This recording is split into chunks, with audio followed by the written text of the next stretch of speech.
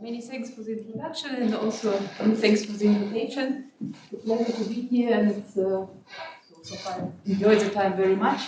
And yeah, today I will tell you a story about the Poisson U-statistics, this term we have heard already in the previous talk. And namely, I will talk about concentration inequalities, but I will also tell you a bit more about this object. So let's start by defining this thing.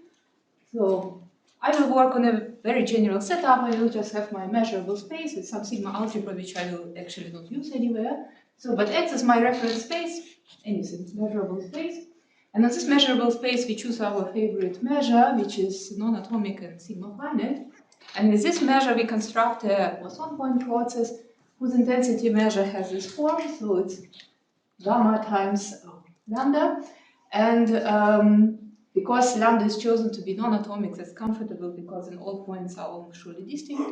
And sigma finiteness means not too many points in the bounded set. And then I have this parameter gamma, so I chose the intensity measure being in this form because gamma for me is somehow scaling parameter, so controls how many points I eventually get, and lambda is some profile, explains me how my points are distributed in the space. And this gamma I will always assume being bigger than 1 because I don't care about the situation when there are two left points. And then in this Poisson point process, we construct the following random variable, which is called the Poisson U-statistic of order m. So what we do, we choose m distinct points of my Poisson point process and apply some function h to them, which is some positive, measurable, and symmetric with respect to the permutation of the elements function.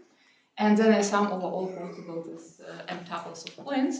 And that's what's called Poisson U-statistic. And it's in general does not necessarily that this function h is positive, but in this talk I will always assume it is positive. And the first very simple thing we can say about Poisson U-statistics, we can compute the expectation just by applying the Mecker's formula. And the expectation can be written in the following form. This parameter gamma appears here in power m, and then the L1 norm of the kernel, L1 with respect to this reference measure mu. So all these L1 and 2 spaces will be with respect to this measure. And then, see, it's very natural to assume that my random variable at least have finite expectation. So it's why, for the rest of the talk, I will always say, okay, h is always assumed to be L1 function. So that's my assumptions, that's my random variable I would like to study. And now you may ask, why do we care? And we care because it's actually many interesting functionals of stochastic geometry models and random graphs models that in fact Poisson U-statistics. So it makes sense to study them. And at some point maybe it will get a bit more technical. So to keep you motivated and to let us go through these technicalities together, let's first consider a few motivating examples for this Poisson U-statistics, to which I will also later apply the results.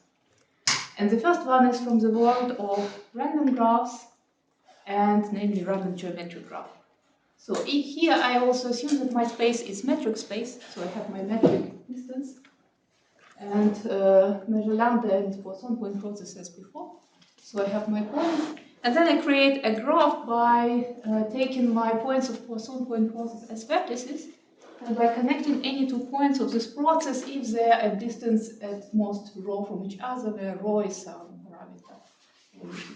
And then I create this graph in rho, which is called random geometric graph.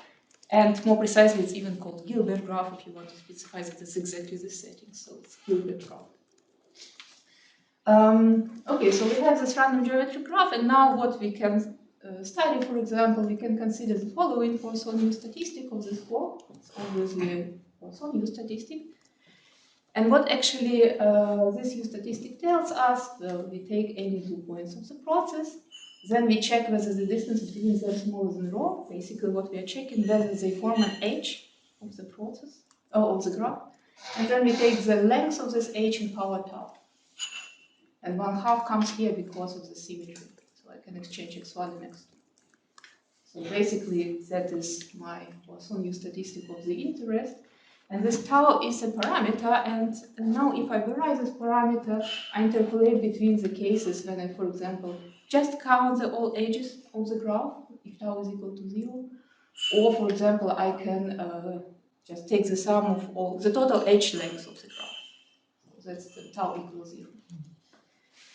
But in general, this is the form of the U-statistic. And the second U-statistic is the so-called subgraph counts of the random geometric graph. Here we take some our favorite fixed graph hm with m vertices, which we assume to be connected.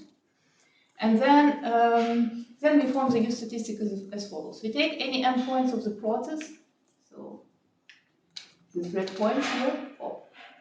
Then I kind of forget all other points of the process, and just based on these chosen points, I can construct this random graph according to this procedure described here. So I connect to vertices if I have the distance at most from each other. And then this is the object I obtain here. And then I ask whether this object is isometric to my chosen graph. And if yes, then we count it in. And what is good about this construction is that actually, by constructing the subgraph like this, it is indeed a subgraph of the bigger graph of the general construction. And what I do here, I just count all possible subgraphs which are isometric to the given graph. For example, I can count triangles in my graph or edges or something more complicated. And that's also a Poisson U-statistic. Okay. So that is some examples for random geometric graphs. So there's some interesting new statistics. And the second example is about the Poisson hyperplane process. We have heard it in the talk of Eliza already. So I take, by now it's just RD, and I take the space of all hyperplanes in RD. It's a nice space. We know that on this space there is a rigid motion invariant measure, which is unique up to normalization, this measure mu. And then I define my Poisson point process, the Poisson point process on the space of the hyperplanes with intensity measure gamma times mu. So that's, for example, regression. And what I would like to study, I would like to study the intersection process of this hyperplane process. Namely, we take any m hyperplanes and generically, or almost all of them will give us intersection which is d minus m dimensional affine subspace. And then I just count all these lower dimensional subspaces. But then I would like to study some functionals of them, for example, implicit volumes. The problem here in this setup will be that this implicit volume applies to this unbounded set. This I is smaller than b minus m, or equal to infinity. That's not what we want to study. So we have to do something, and namely to restrict to some convex set. Then if we restrict that everything is fine here, this U-statistic makes sense to study. And it includes some natural information also about the original hyperplane process. For example, if I now choose m being equal to 1, I just run over all hyperplanes. I don't take intersections, just run over all hyperplanes. And then I take this d minus first intrinsic volume. And then basically, because of additivity, I can rewrite this functional as the total d minus first intrinsic volume of this union of hyperplanes in the window. So basically, this what you see this blue thing in the picture.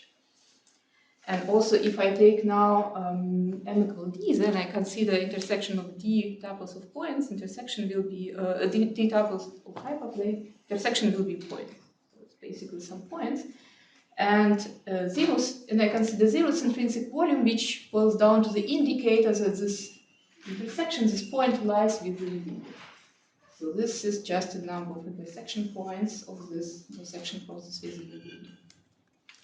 So what I want to say here is there are different functionals, different Poisson U-statistics you can study. And okay, so that's our motivating examples. And now let's see what we can say about the Poisson U-statistics in general.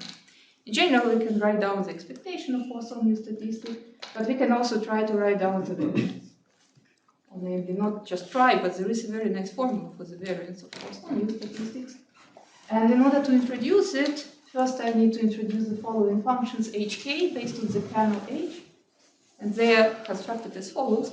We integrate out the m minus k variables here, and then we receive a function depending only on the k variables. Okay. And then there is a formula saying that if these functionals hk are in L2, so nicely, yeah, they're nice enough, then the variance can be written in the following form. That's scary, I will not really work with this. What is important for me is, okay, if all these functions are L2s and all these norms are bounded, and okay, this power of gamma here, the maximum power of gamma you can see here is 2m minus 1. So basically my variance up bounded by constant times gamma in power 2m minus 1. On the other hand, I can also lower bound it by this 2 norm square of this h1 times the same gamma in power 2n minus 1. I would like at this point to say I will have a lot of constants, C prime, C something. They all are explicit. One can write down them explicit, and they are different normally. So, but I will use them just when they're not important. I will just suppress and use them like this.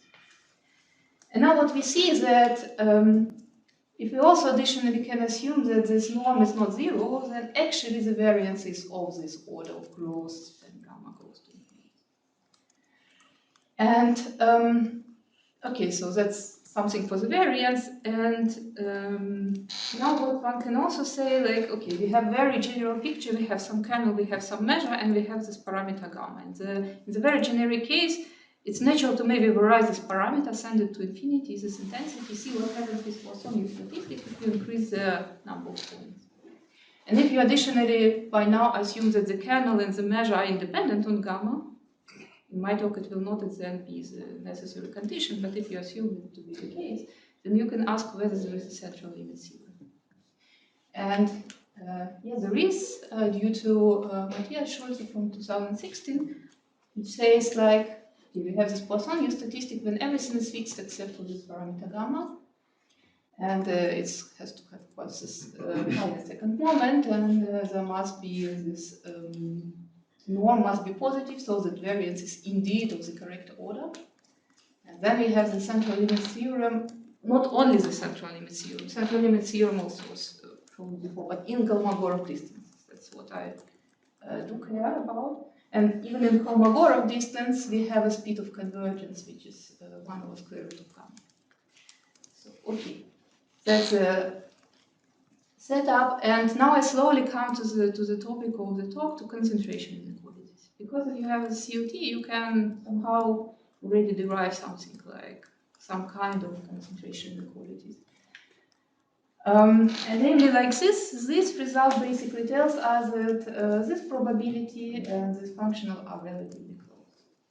Means that kind of I can write down this probability that my Poisson U-statistic deviates from its mean, if it's bigger than S times the variance of the Poisson U-statistic, approximately like the tail of the Gaussian distribution. We know it's exponent in power minus S squared and constant.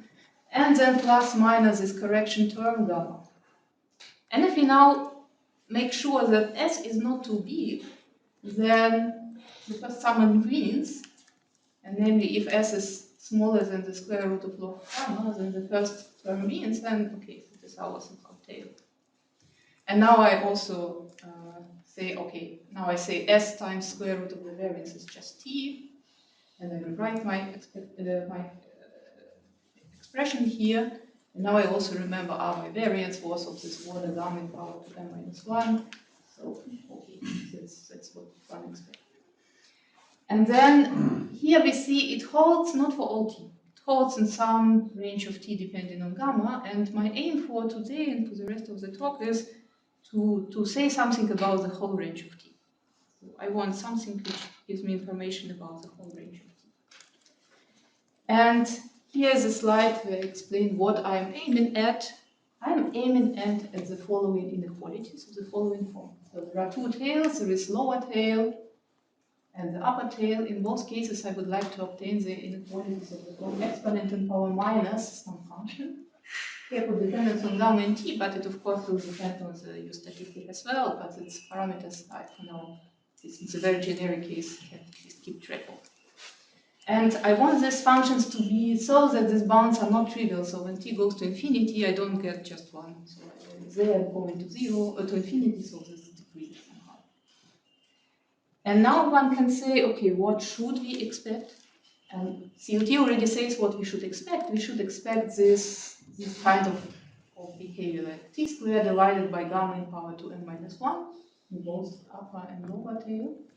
If t is between 0 and COT says this, but we should extend this range, or should be able to extend the range up to the order of the expectation, up to actually gamma in power m. That's the expectation here.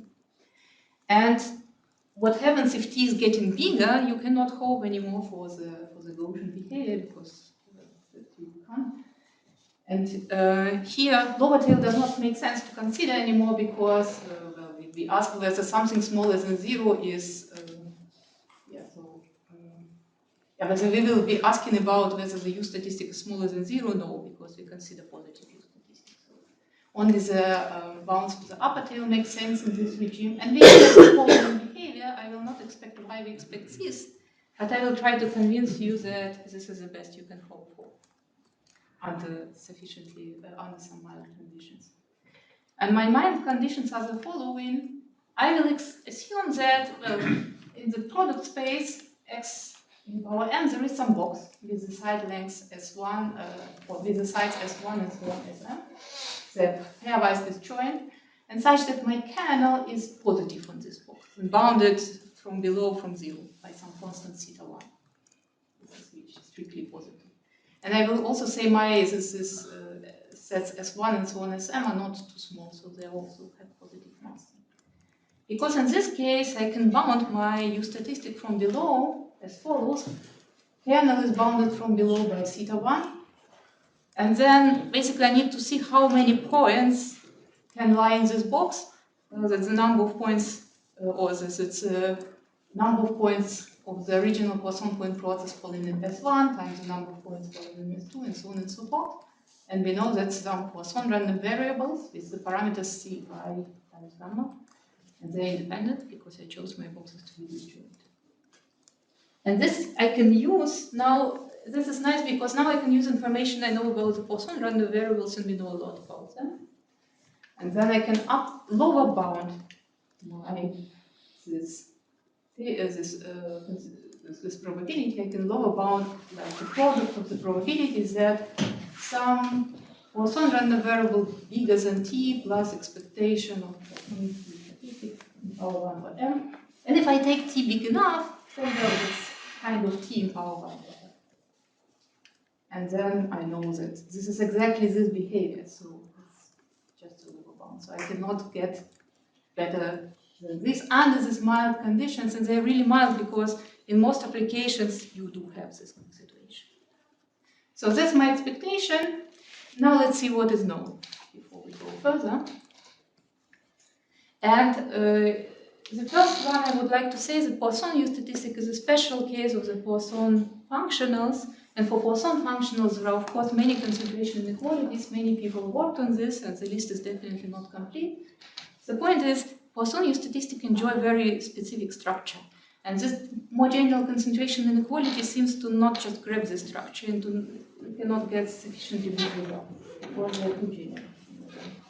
So maybe too general for Poisson U-statistic if you really want to obtain this optimal behavior. Okay, but if we specify to the Poisson U-statistic, then the first result is about the lower tail, and Sasha Bachmann and Giovanni Piccati, they show the following concentration inequality for the lower tail, and this is t square is good, and this functional v depends on the kernel and this intensity gamma, but can be upper bounded by constant times gamma in power 2n minus 1. So actually we do have what we expect. So the story with the lower tail is kind of close, so there is something, it's there. So from now on we should only care about the upper tail, because this is more complicated. For the upper tail, if you just consider Poisson U-statistic of order 1, then you just apply some functional to each point of the Poisson point process and then sum. Yeah, that's the result. Then there is a work of Wu from 2000s. It's actually the work for the general Poisson functional, but nicely applies to the Poisson U-statistic if the kernel is bounded. If the kernel is bounded, then we obtain the following concentration inequality for all t. And maybe it's not completely obvious to see that it's what we expect, but it is because, well, if t is big enough, then this log behaves approximately like log t, okay? And if t is small, then this logarithm behaves approximately like t. Okay, so we do have really these two regimes in there, and that's just written in the combined form. And for the general Poisson U-statistics, there are not so much known before. And there is one work of Matthias and Sasha Martin, and it's for just RD. And under additional conditions that our Poisson U-statistic is actually local. Local means that as soon as my points are a bit further away from each other, then this just cannot equal to 0. So the effect of the points which are further away from each other will not be counted. But as soon as the points are very close to each other, then there was additional condition that the kernel must be actually strictly positive and even bounded from below by some constant. And what happens in between doesn't really matter. And for this case, there were some concentration inequalities obtained, and there was the following form. Okay, not clear how it behaves, but if you look a bit more precisely, then if t is small, then okay, that's correct behavior. If t is big, then it's of order t in power 1 over m, and there is no logarithm which we should expect if we aim for optimality. So, and for the very general Poisson U-statistics, we have recently discovered the work from the last year of Matthias Schulz and Christoph Teller, where they, under some conditions which I will not discuss now, but I will point out it a bit later, they obtain this behavior. So the actually optimal behavior you can hope for if t is small enough, and nearly optimal behavior if t is large, but still logarithmic factor here is missing. And that's all what was known by now, and now I say what we can achieve, and then we will discuss it and together with applications. That's our main theorem. The point here, okay, this is, we already seen this optimal behavior is not so hard to maybe achieve in some cases, but we also recover the logarithm when t is big. Now, when can we do it? First, this is a natural assumption if we want to recover this tail, because we need the variance to be of the correct order. And then we have the condition A1. And this condition A1, you should ask what is this condition, because if it's tricky, then it's hard. And now, in order to introduce this condition, I need to first introduce some technical notation. So again, we obtain this concentration inequalities exactly of the form we expect, and under condition A1. In order to introduce condition A1, I need to bring you to the world of partitions, but only short. So I need to construct some specific set of partitions of ML elements, and in order to make this easier to understand, I organize these ML elements as follows. I organize it in L rows with M elements each. So this is 4 rows, 3 elements each. And then I consider this a set of partitions, P from ML. They are such that each row is intersected by at least one block of size at least 2. So for example, here, this condition is violated because we have one row which is intersected just by the block of the size 1. So this is a bad partition for this condition. And the second condition says there is no block which intersects 2 or more elements of the same row. So for example, this is a bad block, this is not allowed. So this partition is also bad. And this partition is good. So such partitions we consider. And then we also denote by the modular sigma is just a number of blocks of this. Okay. And now, given our kernel, we write down the tensor product else. So now this is a function which depends on ML variables, where we apply to the first m variables function h times function h applied to the next m variables. Here's already a small tip that these variables are organized somehow. It's like applying this h to the first row, to the second row, to the third row, to the last row, and then taking the point. And now I introduce another function by now using the partition of which I just introduced. And namely as follows, so this is a function which gets the index sigma as some partition of this type. And this is now a function where I identify two variables xi and xj if they are lying in the same block, for example. This would be identified. And then what happens, I reduce the number of variables on which my function depends to the number of blocks of my function. Okay. And now, why do we need all of this? Because the Poisson U-statistic is so nice that there is very nice formulas for the central moment of Poisson U-statistic in terms of these functions. That looks as follows. So you can really write it down how it looks like with some of all partitions, and you integrate this modified by this partition kernel, and you multiply by the Poisson density modular sigma. And that also works for L equal 2, given the formula for the variance we have seen already. And now my motivation is, one of the ways to obtain concentration inequalities is to use somehow estimates for the moments and to use Chebyshev inequality. To use this, and for this you need to control the central moments nicely. And my condition A1 is designed so that I can control the central moments. And namely, it looks as follows. I need to control these integrals, and I assume that there is some constant beta 0, that's just not really important. And then there are parameters which are important, beta 1 and beta 2, such that each of these integrals is bounded by beta 1 in power modulo sigma number of blocks, and beta 2 in power L. So basically, beta 1 has something to do with the intensity measure, and beta 2 has something to do with the functional h at itself. And if I have this condition, now I give you a revised version of the concentration inequalities, where we also will see how this beta 1 and beta 2 is entering the game. So now this is the full statement. Now it's a bit more involved, but still you see that, okay, this beta 1 is somehow always attached to gamma, and beta 2 is always attached to t. So it's somehow, maybe it's like coming together. And how to prove it, I already mentioned that's just methods of moments somehow, and then you need to do a lot of computations and to really optimize it all. But that gives a small tip why we can recover logarithm, and why in the previous works it seems to be harder, because in the previous work somewhere deep inside something like Chebyshev argument was used. And it's known from the theory of concentration inequalities that minimizing over moments gives better bounds than minimizing over the exponent in power as expectation and so on.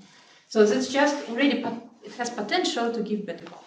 And that's why we can recover the logarithms. And now, if you're still not lost with all this notation, then you may notice that, yeah, I'm cheating because it's not 0. And I promised you to give concentration inequality between 0 and something. And it's not 0 because, if we recall, that is something which behaves like the variance. And if I now take t too small, I will not get anything meaningful here. This method cannot apply. I will always have something bigger than 1. Well, that's meaningful.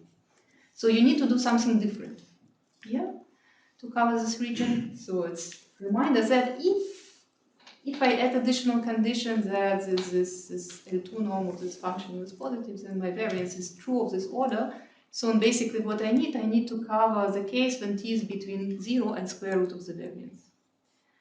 For this, there are also some concentration inequalities which may apply to this case, and namely, this is what is called Chebyshev-Cantelli inequalities. And they would apply in the following form. Okay, and if I now take t smaller than the square root of the variance, then again I see this is relatively small, and my logarithm behaves like this thing. And I have this concentration inequality. And now I also remember that the variance is of correct order, namely of this order, and this is exactly the same. Yeah? And now you need to do some work in order to actually make this range and this range to fit nicely together. And the cost for doing this is slightly worse constants. So here you get something something. Okay. And here's additional condition appearing. But that's how you recover the whole thing. So this is the result. And now the technical stuff is somehow a bit done. Now we can go to the applications. No, before we do it. You see that condition A1 is not pleasant. Not pleasant to state, not pleasant to verify, quite complicated. Okay, but we can actually, what we can do, we can find a slightly easier conditions which are easier to check and which just imply an A1. And the first condition is A2, very simple. Intensity measure is finite, kernel is bounded. That, of course, will imply A1. This is something which is extremely easy to verify and also will imply that the kernel is A1. And the typical application here exactly is this intersection, intrinsic volume of the intersection process of the hyperplane tessellation. But that's very trivial condition, and we can also get a bit more complicated condition, namely the local U-statistics. And here we have to assume that X is equipped with a metric, and then that our kernel is, as soon as points a bit further away from each other, then it's 0, and if they're close to each other, it's bounded by a constant from above. And here comes the additional condition on the intensity measure, namely that the supremum of a measure of all balls with radius r, rho, is somehow finite. These conditions do not guarantee that our kernel is L1, so you have to, in every application, to additionally check it. But there is nice also upper bound in terms of this rho and m and so on. And the typical application here is the random graphs, because we will see that all U-statistic for random geometric graphs, they are actually local. So that's something which one can easily verify, and here's the proof that it's a lemma saying rigorously now A2 implies A1, A3 implies A1, so our concentration bounds apply in this situation, if you can check one of these conditions. Now we can go to the application. And the first one is several random graphs. So in the random graph situation, I would like to somehow apply this condition A3. And I will not consider a very general application, I will just consider one specific one, and namely I consider a Poisson U-statistic, which is which gives me the total H lengths in our tau. And to make life a bit simpler now, I will just say my X is not a metric space but RD. I mean, this is a metric space but specific metric space. And my intensity measure is just a finite measure which is Lebesgue concentrated on the compact window. So for example, like on this picture it's Lebesgue on the square. Then I have finitely many points and I construct a finite graph G eta rho, this random geometric graph. We connect to vertices if they are at distance that move from each other. And consider this function. One can see it is a local functional, so if points are further away from each other, this indicator will make it 0. And it's bounded because the distance can be maximum rho, so it's bounded by rho in power tau. So this my condition is true. In my applications, whenever I talk about concentration inequalities, I actually want to at least grab some behavior. So for me, it's now, for example, a valid question: what do I want to keep track of? Do I want only intensity or maybe something? And if you see, if you fix your radii connectivity and increase intensity, that's, well, your graph will very soon become very connected. Maybe it's not the most interesting case to consider. And typically, you also allow this connectivity radii to go to 0 as intensity increases. Some structure. And that's why in our concentration inequalities, we keep track of both rho and gamma. And because all our constants have been very precise, it's actually possible. And that's the concentration inequalities we obtained. So we take rho is not too big, smaller than the in radius of the window, observation window. And then there's if gamma times rho in power d is big. The constant, that's absolute constant now. Then we have the following concentration bounds. Again, all these constants now are independent on t and rho and tau. And there's some absolute constants here. And that's, you're covering the full range. So this is how it looks like. And now you can look what happens, depending on how rho goes to 0 with respect to gamma, and so on and so forth. So that's one of the applications, that's concentration inequalities. And this model and these settings have been already considered before. and namely it was considered by Matthias and Christa, and they basically also obtained the concentration inequalities, and the difference with our result that the rate was as t goes to infinity of order t in power 1 over 3, and we have t in power 1 over 2 over t, so better behavior in this case. One can apply it, of course, not only to RD, one can apply it now to hyperbolic space and see what happens, but since it's still a bit work in project, I do not present anything here, but say it's applicable. One can write everything down. Also to subgraph counts, it's applicable, everything is possible. So that's random graph story, and now let's move to the hyperplane process. And first, the Euclidean case, something goes wrong. Yeah, makes sense. So we have again the space of our hyperplanes, rigid motion invariant measure the Poisson process, compact observation window, and we care about this functional intrinsic volume of the intersection of M hyperplanes within a window. And this is suitable functional to apply this condition A2 when the intensity is finite measure and the functional is bounded. And that's not visible now because we say mu is not not finite measure. That's true. But on the other hand, we don't have to consider all hyperplanes. You only need to consider hyperplanes hitting a window, because if hyperplane is not hitting a window, its intersection will also not hit the window. You will just have 0 here. So it's actually enough to just consider intersection of this process eta with a set of all hyperplanes hitting a window. And then it's again a Poisson point process with intensity measure now. This measure restricted to the set, and this is a finite measure. Now it's all fine. And my kernel is also bounded from above because of monotonicity of intrinsic volume, so it's bounded by just intrinsic volume of the window. And then it means this our condition A2 applies, and one can derive concentration inequalities. As in the random graph story, I ask what do you care about? I mean, I have here two possibilities, so should we consider increase in intensity or should we consider growing window? And actually in this case it is the same, because in distribution, whether you scale a window by R or you scale the intensity by R, it's the same. It's because of Euclidean space and the properties of Euclidean space. So we just consider now gamma to infinity, so I only show the dependence on gamma, and well, that's the concentration inequalities. You already saw it many times, it's still the same. And this is now the window is hidden in constants, but it's precise how it depends on the window. So, and yeah, so that's the Euclidean case, and in particular also here this functional satisfies central limit theorem where gamma goes to infinity and R goes to infinity follows from no result for U-statistics.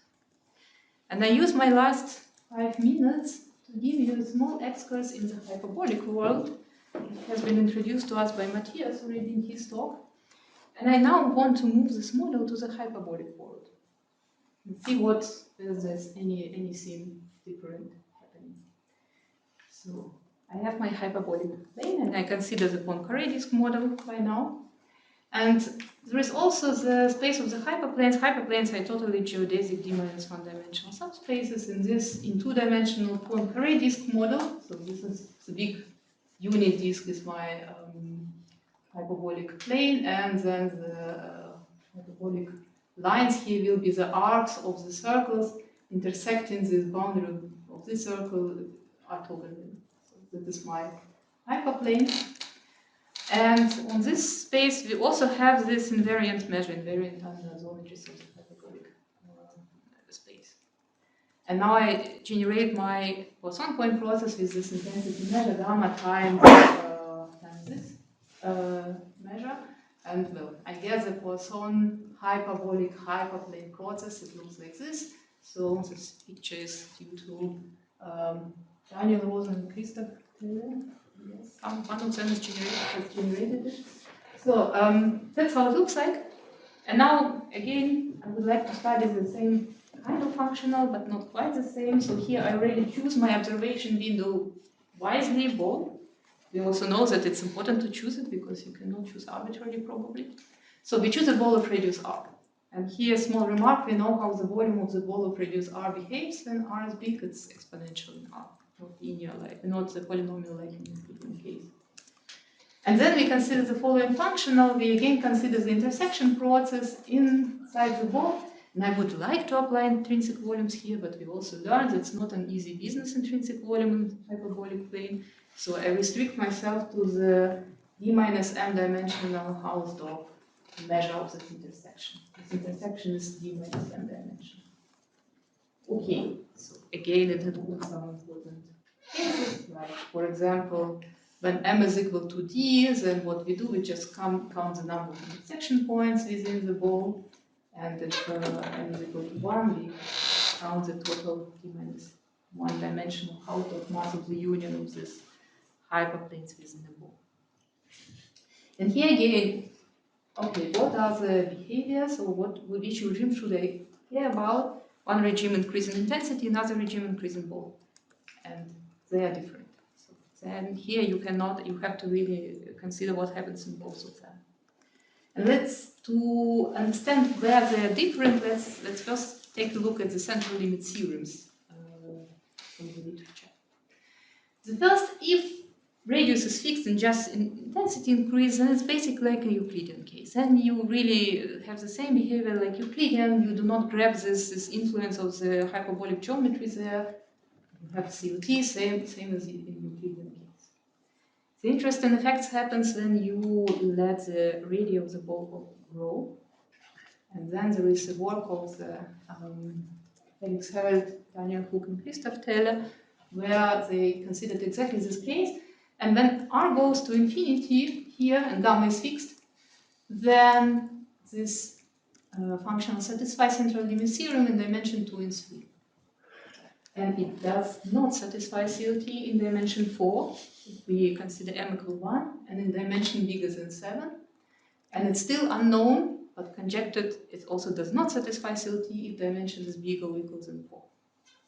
But something happens between 4 and 7, which is by now not treatable somehow.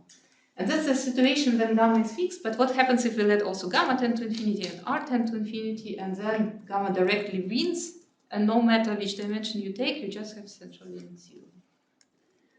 And we want to see this difference on the level of the concentration inequalities, and more precisely, I'm aiming for the concentration inequalities of the following form. So that's exactly the central limit theorem regime.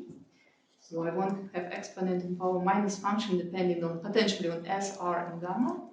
And it should work for s between 0 and constant depending on r and gamma. And now what I desire, if I have COT, then actually what should happen is that this function is giving me Gaussian tail, and this goes to infinity, so I get the Gaussian tail everywhere. That's what's expected, what you should expect. And we try to get this behavior. And first, when gamma is fixed, when gamma goes to infinity and the radius is fixed, we just apply the same thing as in Euclidean case, condition A2. You get what one expects. This constant depends on r, but well, the r is fixed. So you see the Gaussian tail. And here it works up to square root of gamma. When gamma goes to infinity, everything is fine. You have this behavior in the whole range.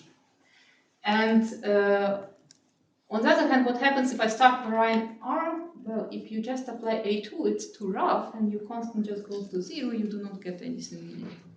So A2 in this situation is rough, and one has to really work with this original condition A1, so to be a bit more precise. And I show you what we got if we consider the Poisson U-statistic of order 1. So we only consider the sum over the d minus 1 dimensional Hausdorff mass of each hyperplane intersected ball. And then in this case, we get the following concentration bound. So here gamma is anything and r is anything. For concentration inequalities, I will not consider, I fix everything. And this is the bound of the following form. We have, Gaussian tail, very nice. And then we look here for which s it applies in which dimension. And we see that then gamma is fixed and r goes to infinity, that this explodes, it goes to infinity, that still depends on r. But in dimension 4, well, not anymore. So you do have Gaussian tail in some limited interval, does not tell you anything basically. And you see this difference here. And now you see if gamma goes to infinity, no matter what r does, well, you again have COT in all dimensions. That's what we really see here, because it goes to infinity then. So that you can grab this behavior on the level of concentration inequalities, and what happens if now we consider dimension 4? I still want to know what happens with this dimension when r goes to infinity and gamma is fixed. And in this case, luckily enough, we know what is the limit in random variable if you scale correctly. So there is still limit theorem. It's not central limit theorem because we converge after the proper scaling and shifting to something which is non-Gaussian but infinitely divisible and has this tail s log s. That's this work. And this scaling is again actually of order square root of the derivatives. So now I apply the settings and see what I see if I apply concentration inequalities, and we do see it exactly. This. So we see that this guy actually bigger than s is smaller than this tail. There should be some function depending on r which goes to this function as r goes to infinity, but this can be also upper bounded by this. And we see exactly that, okay, that's a correct tail. And before I finish at this slide, I must confess in one thing that we designed this condition A1 and basically developed this business in order to be able to treat this exactly case. After we did it and after we applied our results, we discovered that actually the simplest result for Poisson U-statistic of order 1 who can also apply in this case and just gives exactly the same. Okay, so and actually this result with this constant can only be obtained by Wu, but because we would have a slightly different constant here. So it's all the same, but constant psi bit force in our case. The problem of the result of Wu, it cannot apply to a U-statistic of higher order, while we potentially can do it. The problem here, if you want to treat this condition A1, it's getting harder, because it's complicated condition. So by now we haven't managed to apply it properly to the, for example, this case for Poisson U-statistic for the higher than 1. There is a potential that it works nicely, and that we can get a bit of better understanding what is actually happening in the cases where it's open question whether there is still one. But by now it's not done here. I also now I remember that I forgot to comment on the conditions which has been obtained in the work of Matthias Schult and Christoph Teller, where you also have the concentration qualities for the very general U-statistic.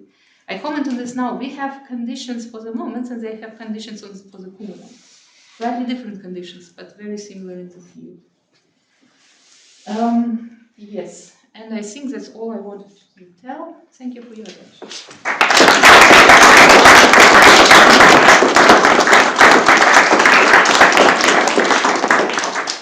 Thank you very much.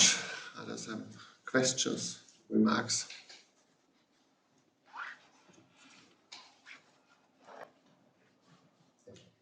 In the cases that you said there's no CMP satisfied,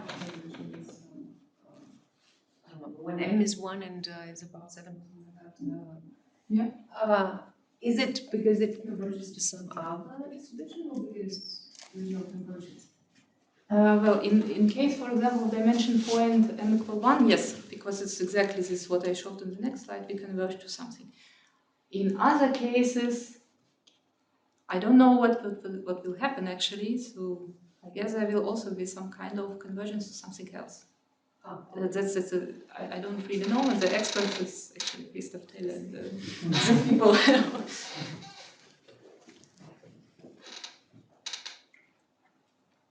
Okay, so let's thank Anna again.